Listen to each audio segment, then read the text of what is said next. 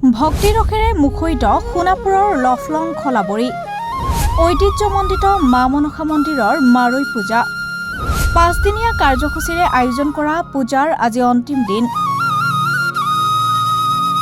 ১৯৪৫ চনৰ পৰা আৰম্ভ হোৱা পূজা অৰ্চনা বৰ্তমানেও অব্যাহত আছে। এই সন্দৰ্ভত সাংবাদিক পূৰবী কাশ্যপৰ এক বিশেষ প্ৰতিবেদন। সোণাপুৰৰ লফলং খলাবাৰীস্থিত এভাগ ঐতিহ্যমণ্ডিত মন্দিৰ হয়। ইয়াতে অৱস্থিত শ্ৰী শ্ৰী মা মনসা মন্দিৰ। বহু ঐতিহ্য বহন কৰি থকা এই মন্দিৰ ভাগত প্ৰতি ৫ বছৰৰ মূৰে মূৰে শ্ৰী শ্ৰী মা মনসাৰ পূজা অৰ্চনা কৰা হয়। এইবাৰো তাৰ ব্যতিক্ৰম নহয়। সম্পূৰ্ণ ৫ বছৰৰ পাছত এই স্থানত অনুষ্ঠিত কৰা হৈছে মা মনসা পূজা। আৰু আমি জানিব পৰা মতে পোনপ্ৰথমবাৰৰ বাবে ১৯৪৫ চনত আৰম্ভ কৰা হৈছিল এই মন্দিৰ ভাগত শ্ৰী শ্ৰী মা মনসা পূজা। আমাৰ সৈতে বিষয়ববীয়াসকল উপস্থিত আছে। আমি তেখেতসকলৰ পৰা অধিক তথ্য জানিবলৈ চেষ্টা কৰিম। পোনপ্ৰথমে আপোনাক সংবাদ লহৰলৈ স্বাগতম জনাইছোঁ। নমস্কাৰ, মই পোনপ্ৰথমে সংবাদ লহৰৰ সমূহ সাংবাদিক বন্ধু সকললৈ মই অভিনন্দন জনাইছোঁ আমাৰ এই অনুষ্ঠানটোলৈ অহাৰ বাবে। আমাৰ এইখিনি কথা জনাবলৈ আপোনালোকে যি আগবাঢ়ি আহিছে আপোনালোকক আমি অশেষ ধন্যবাদ জ্ঞাপন কৰিছোঁ। লফলং খলাবাৰী আমাৰ মনসা পূজা উদযাপন কমিটিৰ তৰফৰ পৰা। এতিয়া প্ৰথমতে কথাটো হ'ল আমি ১৯৪৫ চনত যদিও এই আমাৰ প্ৰথম পূজা হৈছিলে, প্ৰথম আমাৰ ১৯৪২ চনতেই আমাৰ এই মন্দিৰৰ ভূমি আবণ্টন পাইছিলোঁ আমি। এঘৰ ব্যক্তিগত মানুহৰ তেখেতে ভূমি দান কৰিছিলে। ১৯৪৫ চনৰ পৰাই আজিলৈকে আমাৰ এই অনুষ্ঠানটো ধুনীয়াকৈ চলি আছে আৰু আমি চলাই যাবলৈ চেষ্টা কৰিছোঁ যিমান পাৰোঁ। আগতে অকল লফলং খলাবাৰী গাঁৱৰ ৰাইজে আমি এই পূজাখন কিবাকৈ সমাপন কৰিছিলোঁ। এতিয়া আমাৰ দেৱী মাৰ পূজাখন এতিয়া লফলং খলাবাৰী ৰাইজ বুলি হৈ থকা নাই। এই পূজাখন এতিয়া গৈ এখন সৰ্বত্ৰ সাৰ্বজনীন মা মনসা দেৱী পূজাৰ মাৰৈ পূজালৈ ৰূপান্তৰিত হৈছে আৰু সকলো ৰাইজে আমাক দান বৰঙণি দিয়ে। আজি ৫-১০ বছৰৰ আগতে যিটো মনসা মন্দিৰ আছিলে তাতকৈ এতিয়া ৰাইজেই দান বৰঙণিৰে আজি আপোনালোকে ফটোত দেখাব পাৰে আজি মন্দিৰটো বহুতখিনি উন্নত কৰিছে আমাৰ ভক্তপ্ৰাণ ৰাইজে। কেনেধৰণে আপোনালোকে পূজা অৰ্চনা কৰি আহিছে? পূজা অৰ্চনা আমাৰ পূজা অৰ্চনা বহুত নীতি নিয়ম আছে। এইবিলাক ক'বলৈ দীঘল হয়, তথাপিও মই এটা কথাই কৈ থৈছোঁ।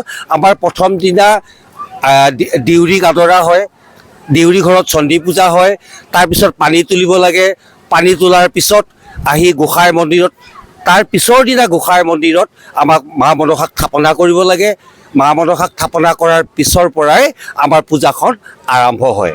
তাতে বিভিন্ন অনুষ্ঠান থাকে মাৰ। তেওঁলোকে ওজা আৰু দেওধনীবিলাকে তেওঁলোকৰ গীত মাতৰ জৰিয়তে তেওঁলোকে এই অনুষ্ঠানসমূহ আগবঢ়াই লৈ যাই থাকে। আমি জানিব পৰা মতে ইয়াতে বলি প্ৰথাও সম্পন্ন কৰা হয়। আমাৰ ইয়াতে বলি প্ৰথাটো আমাৰ বহু যুগৰ পৰা চলি আহিছে, যিহেতু আমি সেইটো এৰিব পৰা নাই। আমি সেইটো এতিয়াও আমি অব্যাহত ৰাখিছোঁ।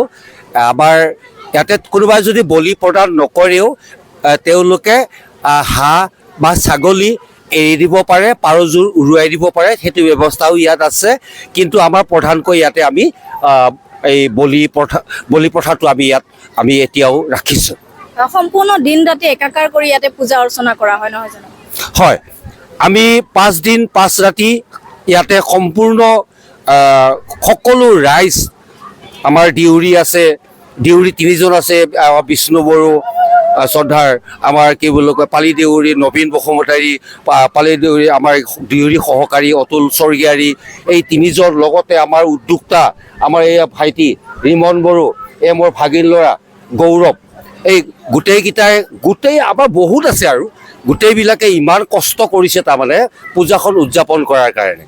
এতিয়া মই এটা কথাই আপোনালোকক ক'ব পাৰোঁ, মন্দিৰটো আমি কেৱল লফলং খলাবাৰী ৰাইজে কেৱল আমি সুৰক্ষিত কৰি ৰখাৰ ব্যৱস্থাটোহে কৰি আছোঁ, কিন্তু গোটেই ৰাইজৰ মানে সহায় সহযোগ, আমাৰ ইয়াতে জাতি ধৰ্ম বুলি কোনো কথা নাই।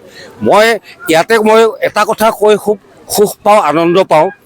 খ্ৰীষ্টান ধৰ্মৰ মানুহ, কৃষ্ণগুৰু, জয়গুৰু, শংকৰী ধৰ্মৰ মানুহ আহিও মাৰ চৰণত শৰণ লোৱা মই দেখিছোঁ। মই সেইকাৰণে মায়ক মই এতিয়াও মই ভক্তি কৰোঁ আৰু আমাক গোটেই গাঁৱৰ ৰাইজে ভক্তি কৰে। মায়ৰ কিমান শক্তি, মাৰ মতে কোনো ধৰ্ম নাই, কোনো জাতি নাই, সকলো মাৰ চৰণত আহিব পাৰে। সেইখিনি কাৰণে মই মাক সদায় ধন্যবাদ দিওঁ আৰু আপোনালোককো মই ধন্যবাদ জনাইছোঁ মোৰ এই কথাখিনি আপোনালোকে লৈ যোৱাৰ বাবে। মন্দিৰ ভাগ পৰিচালনা কৰাৰ ক্ষেত্ৰত আপোনালোকে চৰকাৰৰ পৰা কেনেধৰণৰ সহায় সহযোগিতা লাভ কৰিছে? চৰকাৰৰ পৰা আমি আজিৰ পৰা কংগ্ৰেছৰ দিনত আমি এটা পাইছিলোঁ 80,000 টকা কিবা। 80,000 টকাৰে আমি একো কৰিব নোৱাৰিলোঁ, মাত্ৰ ফাউণ্ডেশ্যন কিবা কিবি কৰিলোঁ। সেইখিনি কৰাৰ পিছত তাৰপিছত আকৌ পইচা দিলে। পইচা দিয়াৰ পিছত পইচা মানে কি দিম বুলি কৈছে, নিদিলে। তাৰপিছত এইবাৰ কুঁৱা এটা দিছে আৰু তাৰপিছত এই লেট্ৰিন বাথৰুম দিছিলে। তাৰপিছত আমি তাৰ পৰা একো পোৱা নাই। আজি 1945 চনৰ পৰা আমি এই 3টা বস্তুৱে পাইছোঁ। কেনেধৰণৰ আহ্বান জনাব চৰকাৰলৈ?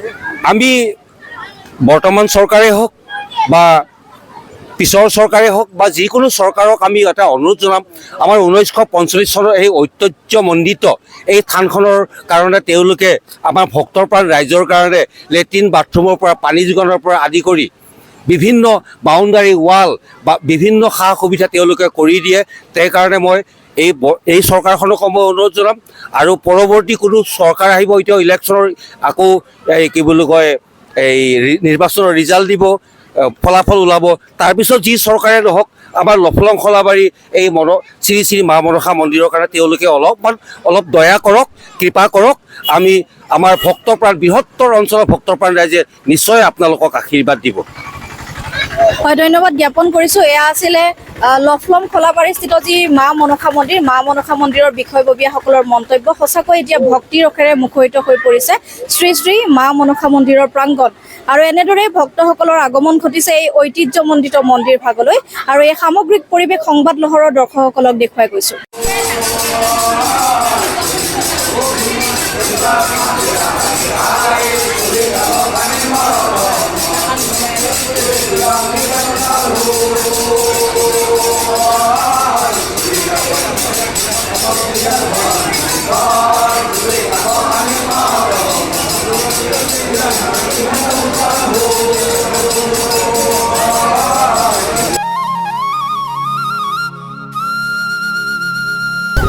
নমস্কাৰ। চাওক, এই পূজাখন বহুত পুৰণি পূজা। হয়তো আমি জন্ম নোহোৱা আগৰ পৰাই এই পৰম্পৰাখন এই পূজাখন চলি আছে। পূৰ্বপুৰুষসকলে জনোৱা মতে 1942 চনত ইয়াত ভূমিগ্ৰহণ হৈছিল। তাৰপিছত আজি যিখন পূজা অনুষ্ঠিত কৰা হৈছে, প্ৰথম পূজাখন হৈছিল 1945 চনত। তেতিয়াৰ পৰাই এই শ্ৰী শ্ৰী মা মনসা দেৱীৰ মাৰৈ পূজা হিচাপে আজি যিখন পূজা অনুষ্ঠিত কৰা হৈছে, সেইখন পূজা 1945 চনত প্ৰথম পূজাখন আৰম্ভ হৈছিল। তেতিয়াৰে পৰাই 5 বছৰ মূৰে মূৰে এই পূজাখন আজি বৰ্তমান সময়লৈ সেই পৰম্পৰা মতে উদযাপন কৰা হৈ আহিছে, চলি আছে। এইটো মেইন পূজাখন আমাৰ 5 দিনীয়া হয়, কিন্তু ইয়াৰ প্ৰস্তুতি ক'ব গ'লে বহুত দীঘলীয়া হয়। 7 দিন ধৰা যায়। 7 দিন মানে গাঁওখনৰ মানুহে ঘৰত থাকিব নাপায়, মন্দিৰতে টাইমখিনি দিব লগা হয়। ভক্তপ্ৰাণ পূৰ্বততো অকল গাঁওখন আছিল, এতিয়াতো এই অনুষ্ঠানখন বহুমুখী হৈ গ'ল। মানে আজি পূজাখনত আমি হিচাপ দিব নোৱাৰিম কিমান সংখ্যক আমাৰ ভক্তপ্ৰাণ ৰাইজে উপস্থিত হয়। কিন্তু বাকী সময়তো পূজাৰ বাহিৰেও প্ৰত্যেক মঙলবাৰে ইয়াতে মায়ক আৰাধনা কৰা হয়। মাজে মাজে বহুত দূৰৰ দূৰৰ পৰাও শৰাই বন্তি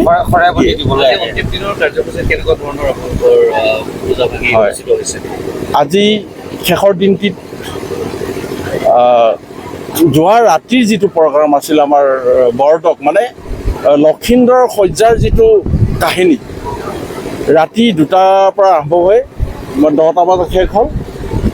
এতিয়া বৰ্তমান আমাৰ লক্ষ্মী দেৱীৰ পৰা আৰম্ভ আমাৰ বড়োসকলৰ যিটো আৰোগ্য দেৱতা আমি নিজগুৰ বুলি কওঁ, তাৰে পৰা আৰম্ভ কৰি লক্ষী দেৱীৰ পৰা আৰম্ভ কৰি বাকী পূজাখিনি আৰম্ভ হ'ব। যিহেতু এইখন পুৰণি পূজা, পূৰ্বৰ ৰীতি নীতি মতে এতিয়াও চলি আছে, বলি প্ৰথা আছে। এই অন্তিম কাৰ্যসূচীটো বলি প্ৰথা।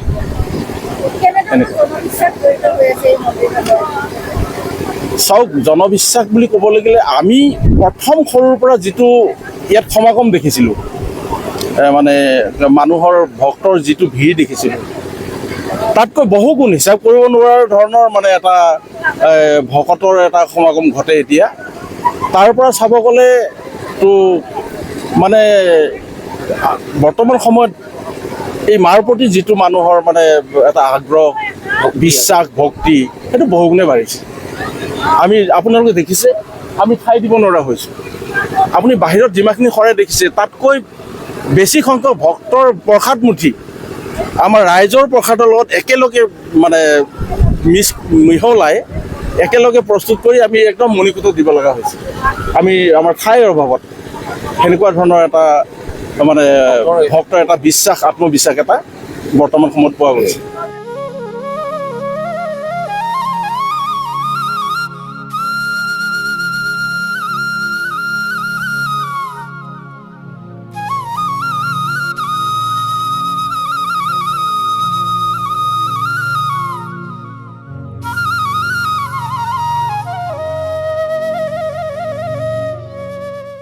ডিমৰীয়াবাসীৰ বাবে সুখবৰ।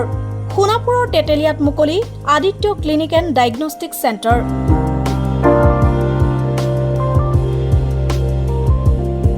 য'ত ৰোগীৰ বাবে উপলব্ধ pharmacy, digital x-ray, super speciality OPD clinic, day care centre, ECG 2D echo, endoscopy, holter study, ultrasound 2D, 3D, PFT, TMT, EEG।